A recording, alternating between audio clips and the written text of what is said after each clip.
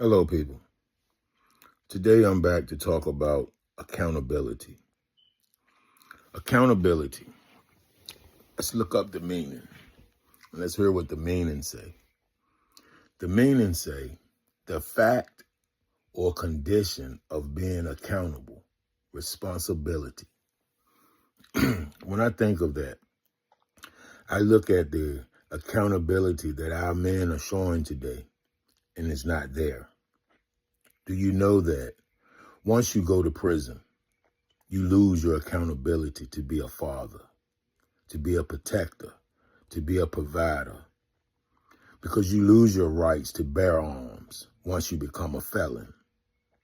Here, as a Blakk Republican, we want to teach the youth that you no longer have to fall victim to crime, to the American scheme of things, of trying to make money. Because once you damage yourself with getting a record, you could get killed. You could be, anything could happen in the life of crime. I know.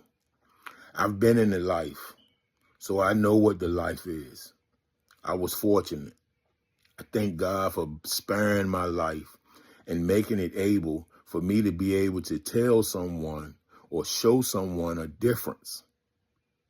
Life ain't a simple, it ain't as easy as people think it is, but it also is not as hard as people make it out to be.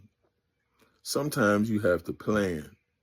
Sometimes you have to sit back and allow God to will your purpose. No one is asking anyone to go outside of what they need to do to become successful. We're asking you to take accountability. See, accountability is the thing that makes you accountable for your community, your neighborhood, your home. See, when you're not being accountable, you will allow your neighborhood to run down. Instead of being unaccountable, be accountable. Be the one that starts something in your neighborhood for the positive. Cut your neighbor's grass. Help the old lady up the street. See, we can't ask for help and we don't want to help ourselves. We must stand up and help ourselves. See, look, the word has given us so many examples on how we are to progress in life. And I give you a good example. In the book of Exodus, God gave Moses the strength to lead his people to the promised land. And once they were freed. They still complained. God fed them every day. All they had to do was reach up and feed themselves. And God blessed them with that. But yet they complained every single day. Okay? That took them from a short trip to a 40 years lost walking. Because no one wanted to pick up the will of God and do what was right. 40 years went by. And I look at that as an example for myself. 20, 30 years went by of me not wanting to do the will of God. But God spared me. And one day I woke up and all I could think about was the will of God. We must stand up and stop living in the riffraff that we're living in. It's not getting us nowhere. We must learn to build generational wealth. Look, life ain't for us. Life is for the generations after us. And you're only selfish if you're thinking about yourself.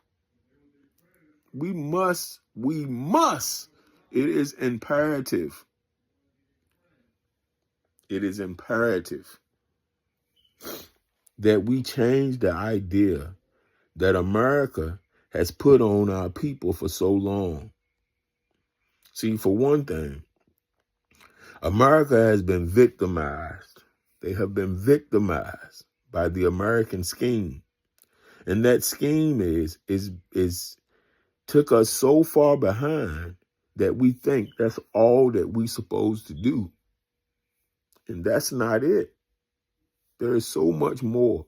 Do you know that if we were to actually band together and come together with something positive, the movement behind that would be enough to make a domino effect. I pray today, Lord, that you allow whoever needs to hear this message, hear this message.